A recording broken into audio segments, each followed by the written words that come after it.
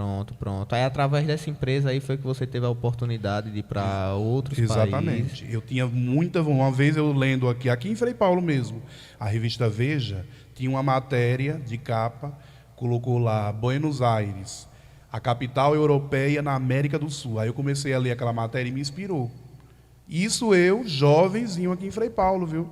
Me lembro na época que até Nilza, daqui do Colégio Sagrado Coração de Jesus, era minha professora, no Martinho Garcês. Eu, para finalizar o ensino fundamental, naquela época tinha um supletivo, né? Para eu terminar rápido. Então, eu finalizei com Nilza sendo a minha professora na época. E ela era professora de geografia. Dava várias matérias, mas a matéria principal que ela gostava de passar era de assuntos atuais, de geografia, né? E eu assinei a revista Veja na época para ficar bem informado. Eu sempre fui assim, para frente, né? Aí, eu lendo essa matéria, eu me inspirei um dia aí. Lá em São Paulo, como São Paulo é próximo a Buenos Aires e o valor das passagens aéreas e hotel não ficava tão caro para ficar 15 dias lá, foi aí onde eu fui, minha primeira viagem. Né? Você gastou quanto, Ed, nessa viagem, naquele tempo? Naquela época eu acredito que eu gastei cerca de, para 15, uns 4 mil reais por aí. Não é muito não. Hoje em dia, se você fosse fazer essa mesma viagem, você gastaria quanto? Você tem noção? Você que é um cara tá sempre informado, só para Eu acho assim, que com a crise, né, essa questão do dólar hoje, que está bem caro, e o euro também muito bem valorizado, e as empresas, agências de turismo, empresa aérea, sempre vai se basear pelo preço do dólar e o euro, eu acredito que eu gastaria em torno de 7 mil reais hoje, viu? Ou mais, né? Agora, também depende do tipo de viagem que você fala. Porque, por exemplo, eu sempre procurei lugares mais em conta, né? Na minha primeira viagem, eu fui pela CVC na época. Não foi tão barato, não. Mas na segunda viagem, eu comecei a pesquisar. Aí eu fiquei hospedado em hotéis mais em conta. Hotéis que estudantes, né, que vai fazer esses cursos rápidos fora do Brasil, eles ficam hospedados. Então, foi aí onde começou a cair o valor e eu consegui sair daquele turismo de fazer foto no monumento, tal. Não. Eu comecei a fazer um turismo bem melhor, me divertindo nas baladas, na noite, namorando e tal. Né? Ô, Éder, e como foi o seu primeiro contato assim no estrangeiro, quando você chegou lá, como é que foi? Qual foi o primeiro lugar que você foi visitar? Então, o meu primeiro lugar que eu visitei, no caso, a minha primeira viagem foi para a Argentina, né? Então. A minha primeira...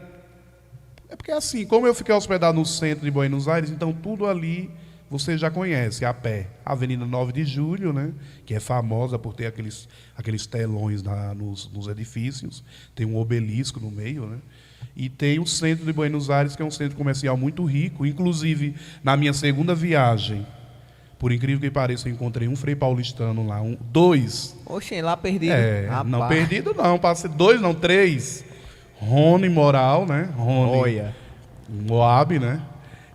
Leila e o irmão de Leila, Igor Kleiver, que é locutor, né, da Fã FM. Rapaz, encontrei lá como o mundo é pequeno, né? Aí eu olhei assim, eu falei, esse pessoal parece ser brasileiro. Ele com a camisa da seleção brasileira, né?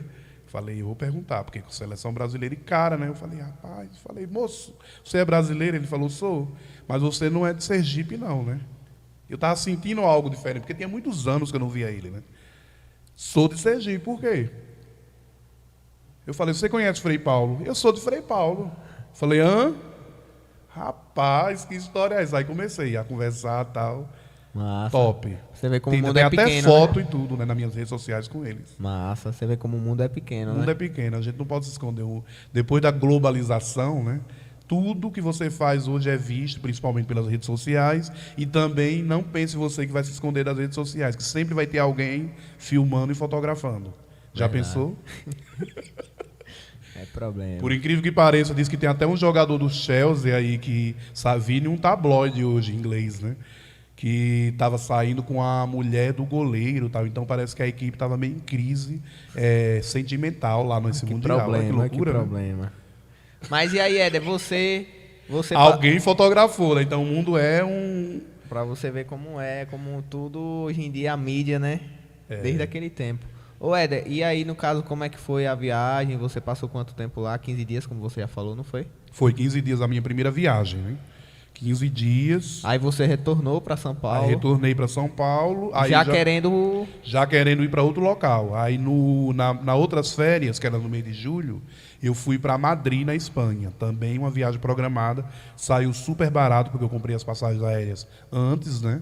Naquela época, se você comprava antes, saía muito em conta, né? Mas depois foi mudando, porque às vezes faltando...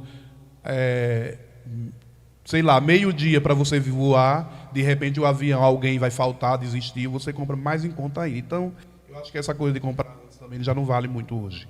Mas na época me programei, fui para Madrid, na Espanha, uma viagem maravilhosa, né? Valeu a pena. Fui para várias baladas ali no centro de Madrid, o povo muito alegre, parece um pouco com o povo brasileiro, embora eu achei assim um pouco meio, sei lá, meio frio, né? Meio brega ao mesmo tempo, não é tão ousado como os brasileiros, né? Eu acho. De repente eles acham a gente assim também, né? Porque é uma questão cultural, né? É uma questão cultural. É igual o japonês. Ah, o japonês é tudo parecido. E eles também acham a gente tudo parecido. Verdade, né? A gente nunca pensou, eu nunca parei pra pensar Eles acham nisso. a gente tudo, esse povo, esses ocidentais é tudo igualzinho, tá vendo? Verdade, verdade. Eu nunca parei pra pensar nisso, verdade.